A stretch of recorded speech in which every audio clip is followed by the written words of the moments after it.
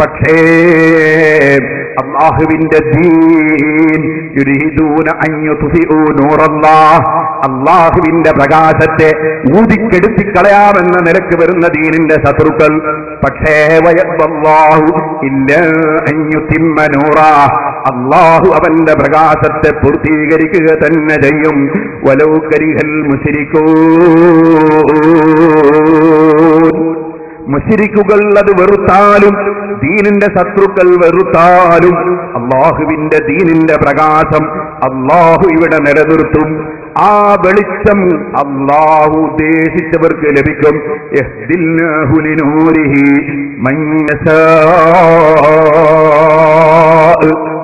അവൻ ഉദ്ദേശിച്ചവരെ അല്ലാഹു ജല്ല ജലാലുഹു അവന്റെ പ്രകാശത്തിലേക്ക് തിരിക്കും. അതുകൊണ്ട് ഹുസൈൻ സലഫി നന്നാകുന്നില്ലല്ലോ, അല്ലെങ്കിൽ സക്കരിയ സലാഹി നന്നാകുന്നില്ലല്ലോ എന്ന് ആരും തെറ്റിദ്ധരിക്കേണ്ടതില്ല. അല്ലാഹു ജല്ല ജലാലുഹു ചില കക്ഷികളെ സംബന്ധിച്ച് പറഞ്ഞത് സവാഉൻ അലൈഹിം അഅൻദർതഹും അം ലം തുൻദിർഹും ലാ യുഅ്മിനൂൻ. നബിയേ, അവിടുന്ന് എത്ര തന്നെ പ്രസംഗിച്ചാലും താക്കീത് ചെയ്താലും തെളിവ് പറഞ്ഞാലും ചില കക്ഷികൾ നന്നാവൂല. അത് അഷ്റഫുൽ ഖൽഖ് സല്ലല്ലാഹു അലൈഹി വസല്ലം തങ്ങളുടെ അവസ്ഥ അതാണെങ്കിൽ ഇവിടുത്തെ അനന്തരക്കാരായ പണ്ഡിതന്മാർ അത് തന്നെയായിരിക്കും അനുഭവിക്കുക എന്നതിൽ സംശയം ഇല്ല. സഹോദരന്മാരെ, ഞാൻ വിഷയത്തിലേക്ക് തന്നെ പോകാം. നിങ്ങൾ മനസ്സിലാക്കുക, ഇവിടെ നിങ്ങൾ ആലോചിച്ചു നോക്കൂ, നാം ഇവിടെ ഖണ്ഡന പ്രസംഗം നടത്തും. ഇപ്പൊ മുജാഹിദ് മൗലവിമാരുടെ കാര്യം കുറച്ച് പ്രയാസമാണ്.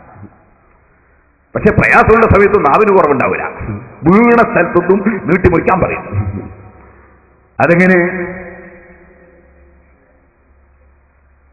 നമ്മുടെ പ്രസംഗം 7 പ്രാവശ്യം ഇവിടെ തുടങ്ങും. അൽഹംദുലില്ലാഹ്.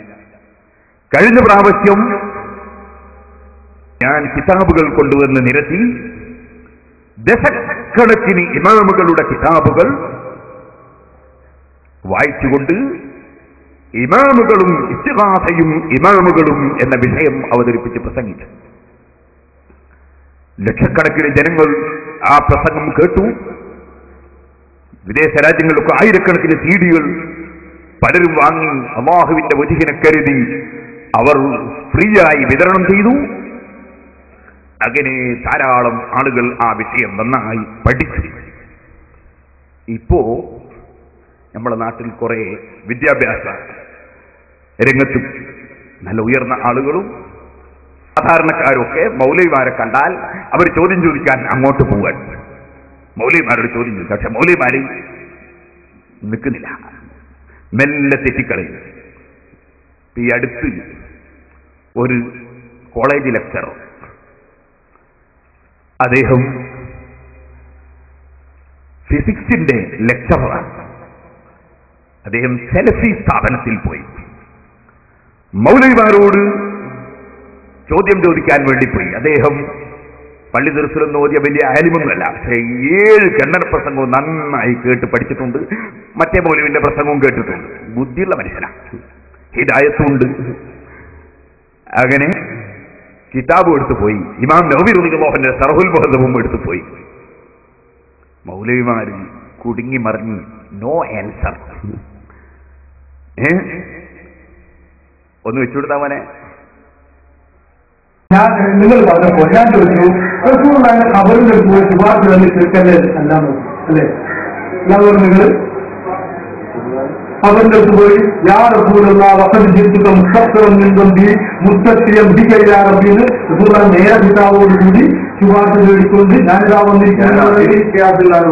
ആ വാദത്തിൽ ഇല്ലാതാണെന്ന വാദം, അവിടെ തിരിച്ചില്ലാതാണ് വാദം. ഈ ശുപാർശ വേദനുണ്ടോ? അവരുടെ അടുത്ത് ശുപാർശ വേദനുണ്ടായിരുന്നു. അതെ, അല്ല അതല്ലേ ഇതേ വായിച്ച അതാണ് വായിച്ച അതിന്റെ അർത്ഥം എന്താ? ഓക്കെ, അതിന്റെ അർത്ഥം അതല്ലെങ്കിൽ അർത്ഥം ഉണ്ടാവുമല്ലോ. മനസ്സിലില്ല ഇവിടെ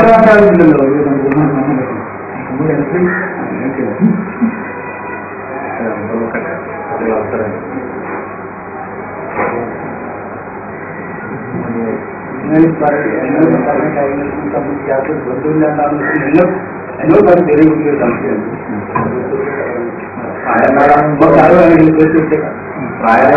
വേണ്ട എന്നാ ചെറിയ കുട്ടീനെ വിടാം ക്യാമറയെ കൊണ്ട് പ്രാപിക്കാൻ കഴിയുന്നില്ല. നിങ്ങളാണ് ഭർത്താക്കളിൽ നിന്ന് പറയുന്നതുകൊണ്ടാണ് അഭിമുഖം പറ്റുമെന്ന് പറയും. എനിക്കറിയാം, നന്നായിട്ട് അറിയാം. കുട്ടി ഏതാണ് വലിപ്പം കൂടിയതാണ് പ്രശ്നമെങ്കിൽ നമുക്ക് ഒരു കുട്ടീനെ വിടാലോ. അതിന് മനസ്സിലാക്കണം. അല്ല, വലിപ്പം കൂടിയതാണ് നിങ്ങളെ പ്രശ്നമെങ്കിൽ നമുക്ക് ഒരു കുട്ടീനെ വിടാം. ഞാൻ ഈ വിജയത്തിൽ പുതിയവർത്തമാണ്. നിങ്ങളാണ് ഈ നല്ല ഭർത്താക്കളെ നിങ്ങൾ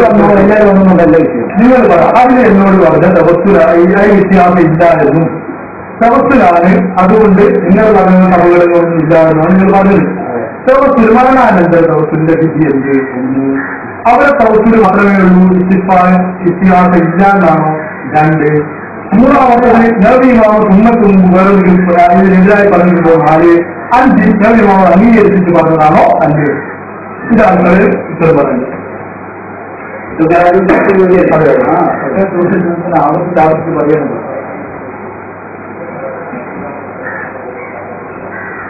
നബിമാവ് വ്യത്യാസങ്ങളാണെങ്കിൽ നമ്മൾ അവസരം കൊടുക്കാം. ആലോചിച്ച് പറഞ്ഞിരിക്കാണല്ലോ.